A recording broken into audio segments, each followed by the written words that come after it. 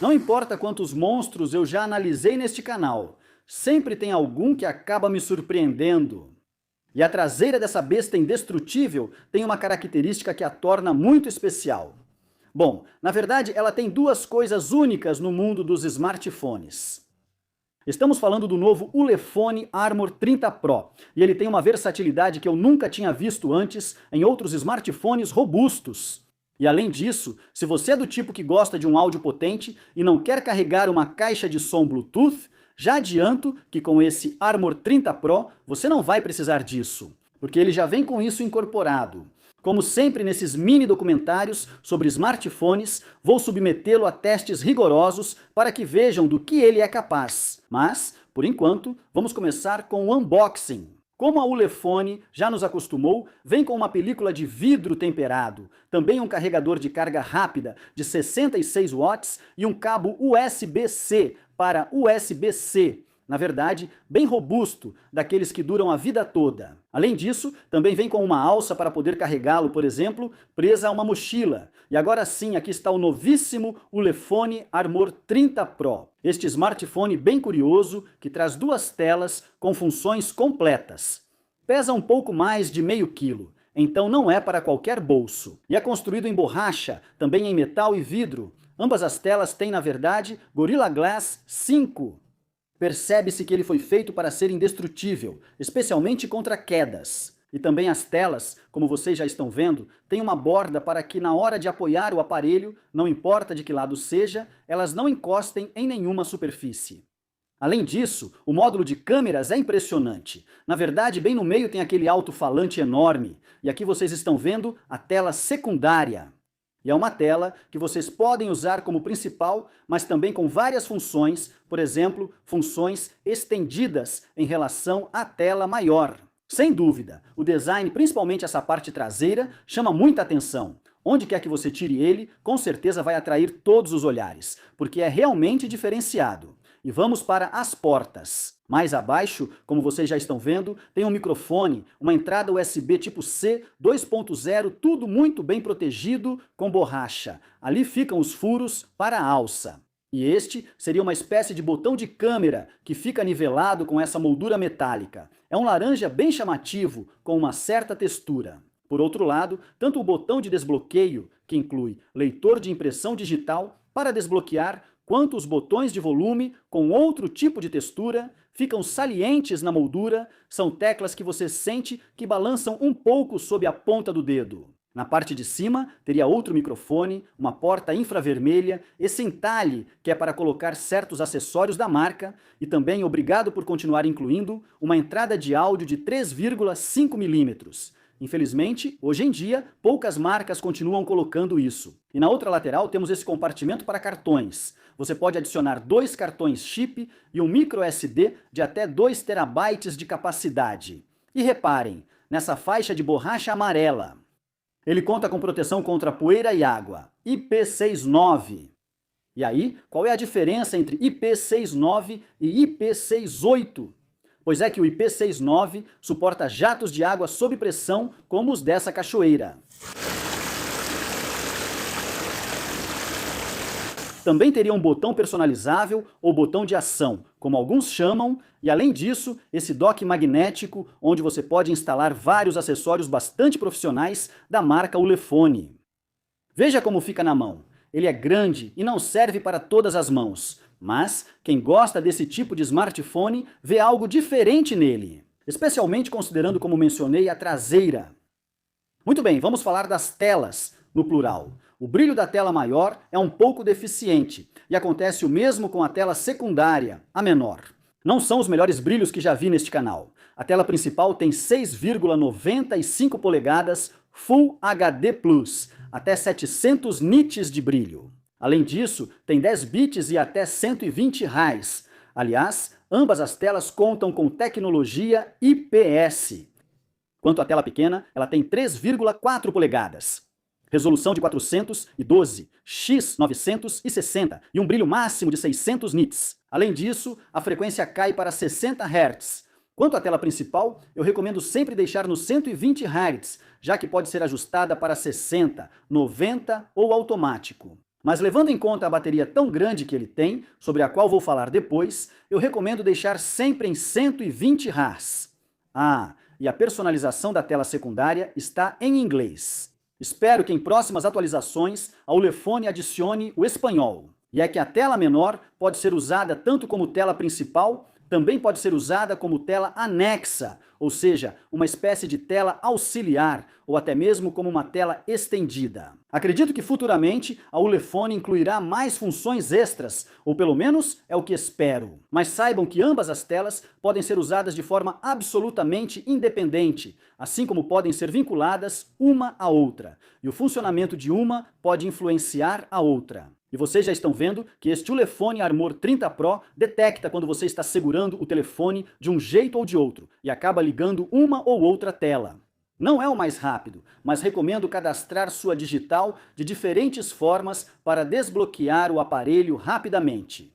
Aliás, algo que também gostei é que mesmo com a tela molhada, tanto a secundária quanto a principal funcionam muito bem. Assim, os controladores dessas telas IPS não ficam confusos, mesmo com as telas visivelmente molhadas, como vocês podem ver.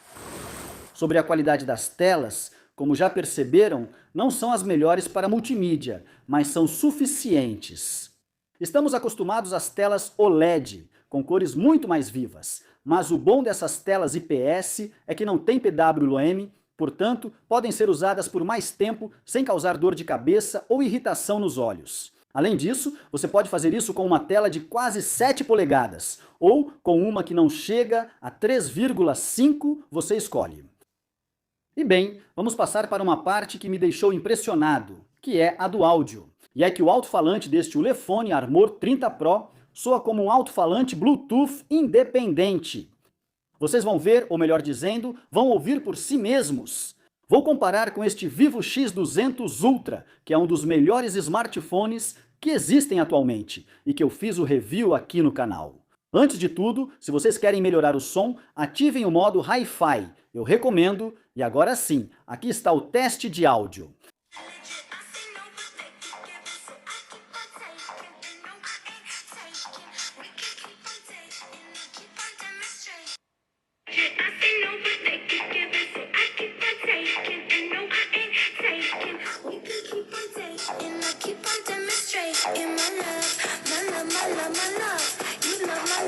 E além de ser um alto-falante descomunal em termos de potência, principalmente o som é daqueles que você ouve em qualquer lugar.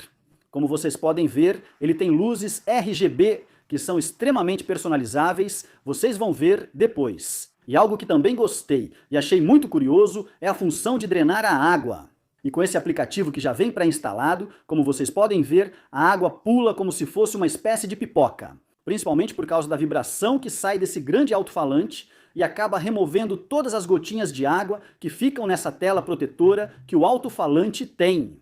A verdade é que tudo está extremamente bem pensado para fazer com que esse smartphone seja realmente um smartphone extremamente resistente. E vamos passar para o hardware e o software. Ali, como podem ver, o desbloqueio por impressão digital não é o mais rápido que já testei. Inclui funções, como eu estava dizendo, para personalizar essas luzes RGB que ficam nos alto-falantes. Elas podem piscar com a música, dá para ativar com as notas musicais. Além disso, é extremamente configurável, não só em relação à cor das luzes, mas também a forma como elas são emitidas. Porém, mais uma vez, o aplicativo está em inglês. Por favor, pessoal da Ulefone, coloquem os aplicativos especiais deste smartphone em espanhol. Quanto ao processador, é um MediaTek Dimensity 7300X, com 512 GB de memória. UFS 3.1, que vocês já sabem, expansível por microSD até 2 TB. E a RAM é de 16 GB LPDDR5 expansível, com mais 16 GB de RAM virtual, portanto, até 32 GB de RAM. Além disso, vem com Android 14 puro, o motor de vibração é bem potente, o 5G funcionou perfeitamente para mim, assim como o Wi-Fi, o GPS e o Bluetooth. E embora seja verdade que para os aplicativos normais do dia a dia você não vai ter nenhum problema, na hora de jogar, por exemplo, é onde mais se percebem as limitações desse processador, que é mais voltado para a eficiência. Mas, com esse alto-falante incrível, jogar realmente parece que você está usando uma caixa de som dedicada. Mesmo usando a tela secundária e o alto-falante para frente, a sensação aumenta. Também devo dizer que a tela secundária, a menor, por ter 60 Hz, parece um pouco mais lenta do que a tela principal. Tomara que em uma versão futura, ambas as telas sejam de 120 Hz.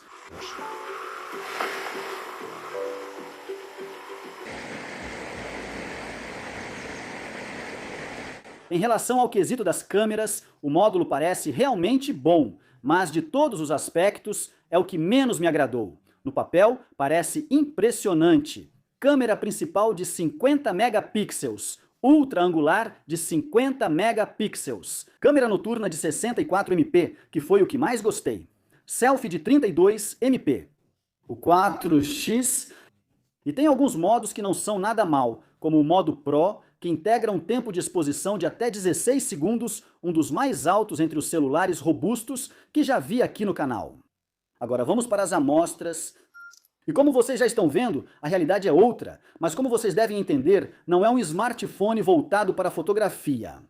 Ele tem outros elementos mais destacados, como por exemplo o áudio ou aquela segunda tela. À luz do dia, ele faz fotos que não são tão ruins, mas não tem o melhor alcance dinâmico, nem o melhor nível de detalhes, nem as melhores cores.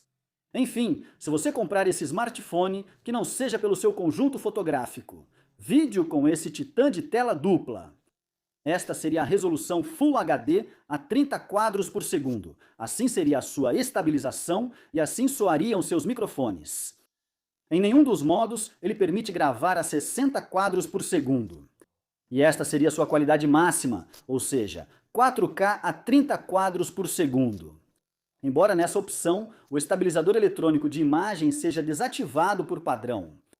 Percebam que, mesmo na escuridão total, estou gravando com o celular que tem a melhor câmera do mundo atualmente. É este Vivo X200 Ultra que eu já analisei neste canal e não se vê absolutamente nada.